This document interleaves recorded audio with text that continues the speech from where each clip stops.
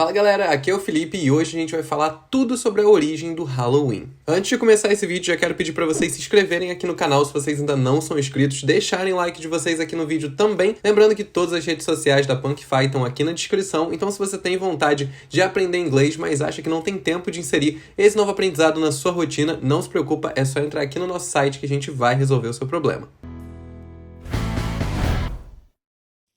O Halloween é celebrado em vários lugares do mundo, né? Claro que cada país com as suas peculiaridades, mas a gente sabe que culturalmente o Halloween que a gente conhece nasceu lá nos Estados Unidos. E nesse vídeo aqui a gente vai explorar aí toda a origem dessa data, por que alguns elementos, caveira, morcego, aranha, são usados nas decorações de Halloween, qual foi a treta com as bruxas, a gente vai entender tudo por aqui. Antes de tudo, vamos entender qual é a pronúncia certa do nome dessa data e que eu já vou deixar adiantado que eu não vou falar sempre com essa pronúncia muito americanizada, né? Muito dentro do inglês, porque eu vou estar falando em português, então ela quebraria um pouco a fluência da minha fala. Mas vou explicar para vocês qual é a pronúncia certa, então quando vocês estiverem falando em inglês, usem essa pronúncia aqui. A pronúncia certa é Halloween.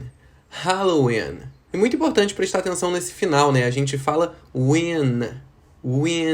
O Halloween, ou Halloween, como a gente fala aqui no português, ele já era meio que celebrado lá no século V, ou seja, muito tempo atrás, né? A gente tá no século XXI agora. E ele se iniciou ali no território da Grã-Bretanha. Mas hoje em dia a gente comemora o Halloween por questões completamente diferentes do que a galera comemorava lá no século V e também virou parte aí da cultura pop, né? Não só da cultura pop, mas é uma data que gera muito dinheiro. Só pra vocês terem uma noção, no Halloween de 2022, só no território dos Estados Unidos, foram gastos mais de 10 bilhões de dólares pelos americanos, o que dá cerca de 100 dólares por pessoa, o que vai por mim, gente, pro americano é muito dinheiro pra gastar. Aqui no Brasil a gente tá mais acostumado a gastar uma quantidade maior de reais por certos produtos, mas lá nos Estados Unidos isso não é comum, então gastar 100 dólares por pessoa, claro que é uma média, tem gente que gastou mais, tem gente que não gastou nada, mas é bastante coisa. Mas vamos voltar lá no comecinho dessa história e pra isso a gente precisa voltar 3.000 anos atrás, lá pro povo celta. O povo celta tinha o seu próprio calendário e o ano novo deles começava no que, adaptando para o nosso calendário, seria o dia 1º de novembro. Ou seja, do dia 31 de outubro para o dia 1º de novembro, que não tinham esses nomes no calendário deles, eles celebravam nessa virada do ano. A percepção de um ano deles era muito diferente da nossa e eles dividiam o ano deles entre o período da escuridão e o período da luz. Por que era dividido dessa forma, né? O período da escuridão era para esse povo o momento em que as noites eram mais longas, o momento em que as colheitas eram menos frutíferas, né, por conta do clima, em que se fazia muito frio. Então, para muitas pessoas, esse período da escuridão era uma sentença de morte, né? Eles realmente não tinham como viver com o básico que eles tinham naquele momento. E era uma crença do povo celta que durante essa comemoração que acontecia nesse dia, a linha entre o mundo dos mortos e o mundo dos vivos se rompia, né? Ela sumia, e tanto os mortos poderiam acabar transitando pelo mundo dos vivos, quanto os vivos poderiam acabar transitando pelo mundo dos mortos. E não só transitando, mas um poderia ficar preso no mundo do outro. E foi nesse momento em que a gente teve a primeira tradição, né, de uso de fantasias que acabou se convertendo nas fantasias que a gente tem hoje em dia do Halloween. Essas fantasias eram usadas para poder enganar os demônios, né, e acabar não sendo possuído por eles, então eles não te reconheceriam, dessa forma passariam batidos. Essa celebração celta, né, que acontecia aí nessa virada de ano deles,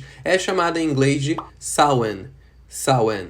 E se você tá se perguntando, tipo, tá, mas o que eu tenho a ver com o povo celta, né? Como é que essa cultura de tantos mil anos atrás interfere no que a gente tem hoje em dia como Halloween? O que aconteceu foi que quando a Igreja Católica começou a converter todas as outras religiões que eles encontravam, né, pro cristianismo, muitas vezes eles começavam a ou pegar alguma data comemorativa daquele povo e dar um novo nome pra ela, ou substituir essa data por alguma data que já existia, criar uma nova comemoração pra colocar naquele dia, e o objetivo de fazer isso, né, de pegar esse calendário desse povo que já existia e começar a substituir, adaptar para o cristianismo, era justamente uma tentativa de facilitar essa transição dessas pessoas de uma religião para a religião que eles queriam que aquelas pessoas tivessem. Então, se aquelas pessoas tinham uma festividade muito sagrada, vamos manter essa festividade, porque aí vai ser mais fácil, mas a gente vai dar um outro nome, a gente vai encaixar dentro do contexto cristão. E foi justamente o que aconteceu aí com o Samhain. Havia uma celebração pagã que acontecia no que seria o dia 13 de maio. Essa celebração se chamava Lemúria e era um momento em que os celtas acreditavam que os mortos vinham para a terra e perseguiam os seres humanos. Então eles tinham o hábito de jogar leite nos túmulos para poder acalmar os mortos e poder se proteger nesse dia. A Igreja Católica, na tentativa de adaptar os calendários, né, ela pegou a Lemúria, né, esse dia que era celebrado lá em maio, e criou o Dia de Todos os Santos. A Igreja mudou algumas das práticas, né, ainda que fosse um dia que falasse sobre os mortos, e ela decidiu também transferir esse dia que acontecia lá no dia 13 de maio pro dia 1º de novembro. Por que eles fizeram isso? Porque dessa forma eles conseguiram conseguiriam pegar o Samhain, né, que era essa celebração do Ano Novo Celta, e meio que dar uma ofuscada nele com essa nova celebração cristã. Então, dessa forma, aos poucos, eles iam fazendo os celtas deixarem de comemorar um e começar a comemorar o outro. O nome em inglês dessa celebração, que a gente conhece aqui no Brasil como Dia de Todos os Santos, ele, na verdade, era uma referência à noite, né? Era a Noite de Todos os Santos. E o nome dessa celebração em inglês era All Hallows Eve.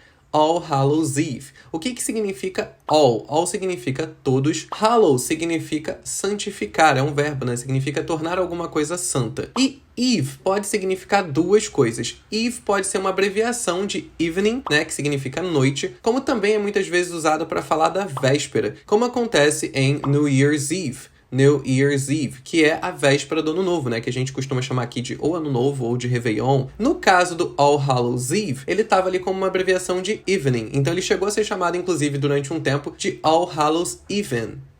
O que aos poucos, tentando diminuir o nome dessa data, resultou no que a gente conhece hoje em dia como Halloween. Uma das práticas mais aguardadas pelas crianças lá nos Estados Unidos nesse período do ano é o Trick or Treat, que a gente traduziu aqui para o português como doces ou travessuras, né? Aquela prática que as crianças batem de porta em porta e vão pegando doces com as pessoas que já compram os doces, né? Para separar ali para entregar para as crianças. Essa prática tem uma origem bem curiosa, porque não só a Igreja Católica criou, né, o All Hallows Eve para o dia 1º de novembro, como eles criaram mais uma data para o dia 2 de novembro. Em vez de o Dia de Todos os Santos, no dia 2 de novembro era comemorado o Dia de Todas as Almas. Uma comemoração um pouco mais abrangente, né, já que o Dia de Todos os Santos falava daqueles que foram santificados, enquanto o Dia de Todas as Almas falaria aí de todas as pessoas cristãs, independente de serem santificadas ou não. O ponto principal dessa comemoração era conseguir gerar um número muito grande de orações, né, de todas as pessoas aqui na Terra, para que as pessoas que estavam presas no purgatório, ou seja, entre o céu e o inferno, pudessem ir para o céu. Então, como a oração dos fiéis aqui na Terra podia mudar essa situação, começou-se uma tradição onde as pessoas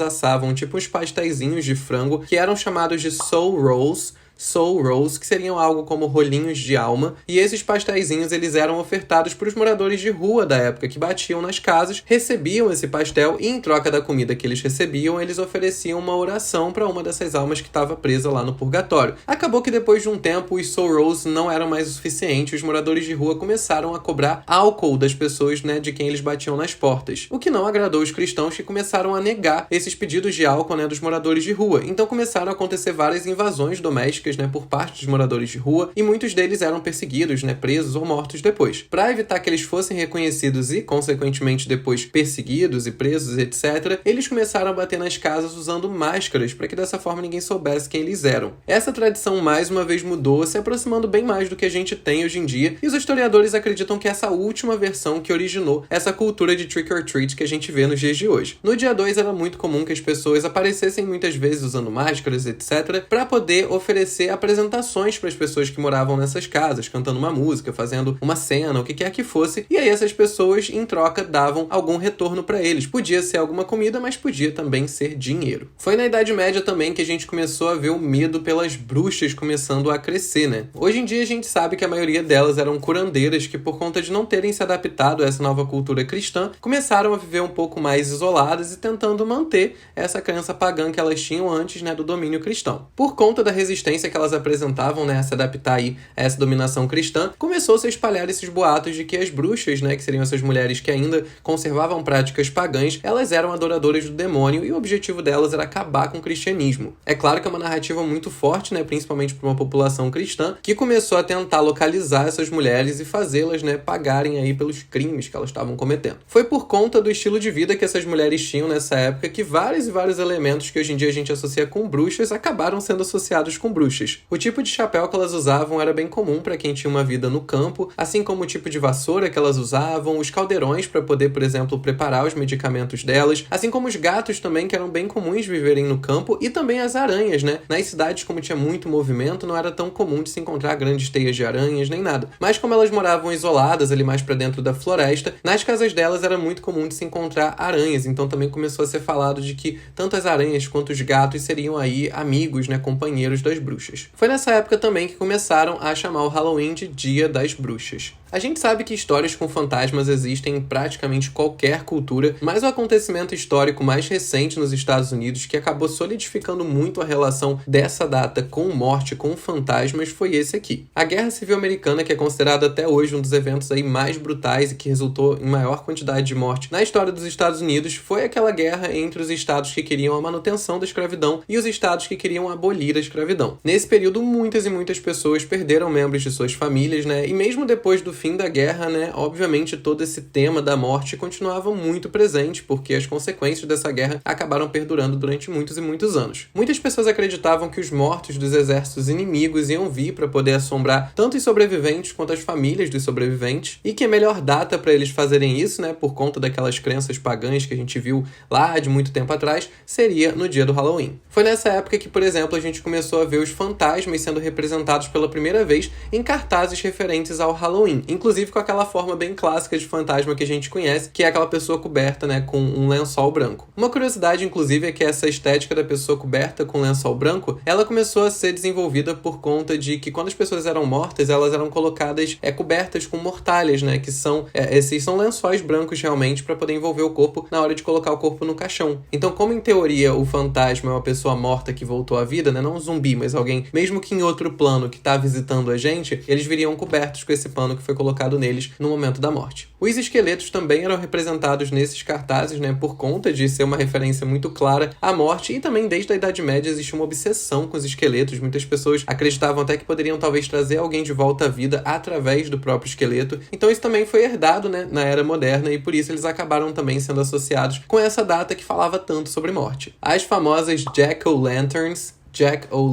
que são aquelas abóboras, né, que são muito esculpidas todo ano pelos americanos, e a galera coloca tipo uma vela lá dentro. Elas tiveram origem primeiro em um conto de muitos e muitos anos atrás, e depois os elementos desse conto acabaram sendo reutilizados na história Sleepy Hollow, que foi traduzido pra gente como a lenda do cavaleiro sem cabeça. Na história, por conta do cavaleiro, né, não ter cabeça, ele pegava várias dessas Jack-o'-lanterns e colocava no lugar da cabeça dele. Então essa imagem também do cavaleiro sem cabeça com a cabeça de abóbora é bem comum. E não foi à toa também que lá no filme do Henry Selick com o Tim Burton, né, A Nightmare Before Christmas, que foi traduzido como O Estranho Mundo de Jack, um dos maiores clássicos de Halloween e de Natal, a gente tem o Jack, né, que é o rei do mundo do Halloween, e ele aparece no começo do filme, né, com a cabeça de abóbora, fazendo uma referência aí às Jack-o'-lanterns, e o nome, né, Jack-o'-lanterns também inspirou o nome do personagem, que é Jack. E um outro elemento aí também bem comum na estética de Halloween, que teve origem lá no Samhain e nas comemorações celtas, são os morcegos, né, que a gente sempre vê nas decorações, sempre vê nas fantasias, e que começaram a ser associados com morte pelo povo celta, porque como eles faziam essas comemorações à noite, num período que estava começando a ficar frio, eles costumavam acender grandes fogueiras, né, para poder fazer as comemorações do Samhain. E o que acontecia era que essas fogueiras atraíam muitos insetos e, consequentemente, atraíam também muitos morcegos para poder comer esses insetos. Mas a interpretação que eles fizeram naquela época era de que os morcegos eram representações da morte, e por conta do teor daquela celebração, né, eles se aproximariam das pessoas. E aí, por conta desse mix de coisas, né, de mudanças nas tradições, de passagem de histórias de uma cultura para outra, também desse movimento, né, da galera sair da Europa, vir aqui para as Américas e algumas coisas mudarem de sentido nesse percurso, a gente acabou tendo o Halloween como a gente conhece, como eu falei com vocês lá no começo do vídeo, comemorado por questões muito diferentes do que a galera comemorava naquela época, mas que ainda assim traz várias referências e traz vários costumes ainda desses momentos bem iniciais dessa celebração. E você é uma pessoa que gosta do Halloween, já teve a oportunidade de celebrar o Halloween aí na sua cidade ou fora do país? Conta pra gente aqui nos comentários, que eu quero saber as experiências de vocês com essa data que, apesar de não ser tão comemorada aqui no Brasil, né, ela é muito querida pela gente. Mais uma vez, pedir pra vocês se inscreverem aqui no canal se vocês ainda não são inscritos, ativarem o sininho pra receber notificação dos próximos vídeos. Lembrando que as redes sociais da Punkify e o nosso site estão aqui na descrição. Eu vou ficando por aqui, um feliz Halloween pra vocês e até o próximo vídeo.